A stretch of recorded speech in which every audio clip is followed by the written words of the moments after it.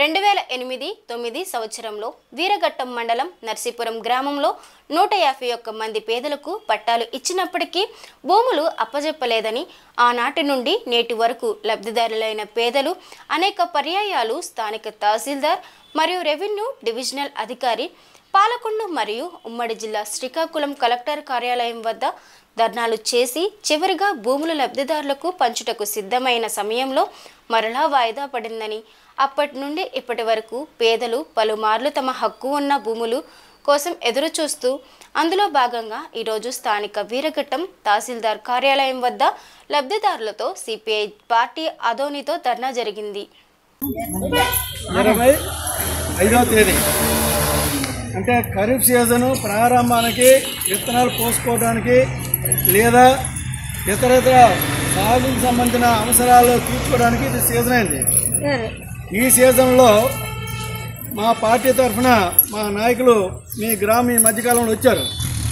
ఈ సమస్య మీద మా దృష్టికి వచ్చిన తర్వాత ఒక ధర్నా అనేది ఇమీడియట్గా మనం గౌరవ తహసీల్దార్ వీరఘట్టం వారి దగ్గరికి చేయాలని చెప్పేసి అనుకోవడం జరిగింది. అందులో భాగంగానే రాష్ట్రానికి 151 మంది మీరు పట్టదారులు అయినప్పుడు కూడా కొంతమంది వచ్చారు. ఇది పెద్ద సమస్య కాదు. ఈ సందర్భంలోనే సీజన్ ప్రారంభం దశలోనే మన హక్కులను మనం కాపాడుకోవాల్సిన బాధ్యత ఉంది. ఎవరిని అమ్మ నాన్న బాబు అని మనం బతుకోవాల్సిన పని లేదు. ఎందుకంటే 2008-2009లో ఆనాడు బడుగు బలహీన వర్గాలు కులాలకు అతీతంగా ఆ గ్రామంలోని పేదలందరూ కూడా సుమారు 151 మందికి పట్టాలు ఇవ్వడం జరిగింది.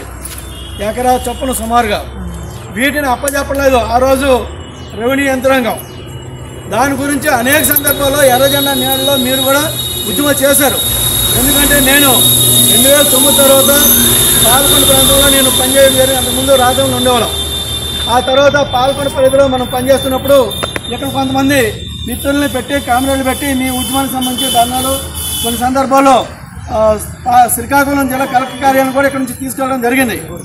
అలాగే నిరాహార దీక్ష కూడా ఆర్డీఓ దగ్గర వంట వార్పు కార్యక్రమం కూడా చేస్తున్న నేపథ్యం అవి నాకు గుర్తున్నాయి.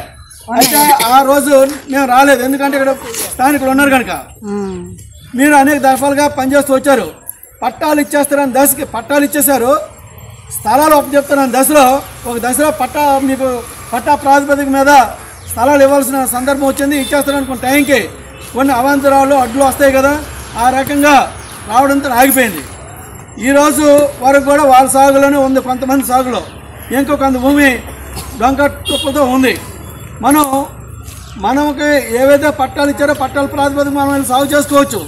కానీ ఎవరిది ఏంటి అనేది చెప్పడం కోసం మనం రెవెన్యూ యంత్రాంగం దగ్గరికి వచ్చి అడుగుతున్నాం కనుక అలసిగా చూస్తే నష్టపోతుంది ప్రభుత్వానికి, యంత్రాంగానికి మేము హెచ్చరిస్తున్నాం.